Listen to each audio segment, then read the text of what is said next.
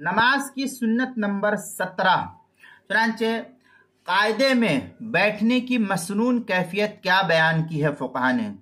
चुनांचे कायदे में मर्द हजरात के लिए मसनून हैयत ये बयान की गई है कि बाएं पैर को बिछाकर उस पर बैठ जाए। मसलन समझिए कि मैं इस तरीके से नमाज पढ़ रहा हूँ किबले की तरफ, तो ये मेरा बायां पैर है, तो इस बाएं पैर को इस तरीके से बिछा लेना चाहिए। जिस तरीके से हम आमतौर पर नमाजों में बिछाते हैं, तो पाँव को बिछा करके उस पर कमर के और पीठ के पूरे बोझ को जो है, चूतड़ को उसके ऊपर रख दिया जाए और दायां कदम जो है इस तरह खड़ा रखे कि पैर की उंगलियां किबले की जानिब। ये मेरा सीधा पैर है, सीधा, तो अब इस तरीके से खड़ा रहेगा ये पैर, लेकिन जो इसकी उंगलियां है वो उस उंगलियों को हम इस तरीके से मुड़े हुए रहेंगे तो ये हमारी किबले की जानिब रहेगी और किबला रुख ये हमारे पैर की उंगलियां रहेंगी।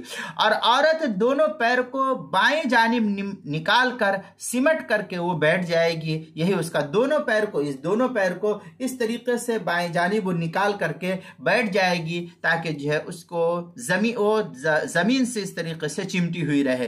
चुनांचे हल्बी कबीरे में है वसाबि अशरुहा इफ्तिराशुर रजुल अल युसरा वल क़ुऊद अलैहा व नस्बुर रिजल। इस तरीके की इबारत जो है हल्बी कबीरी के सफ़ा 382, बदायुस सनाए पहली जिल्द सफ़ा 496, फतावा हिंदिया पहली जिल्द सफ़ा 75, किताबुल मसाइल उसकी पहली जिल्द सफ़ा 344 पर इसको नकल किया गया है।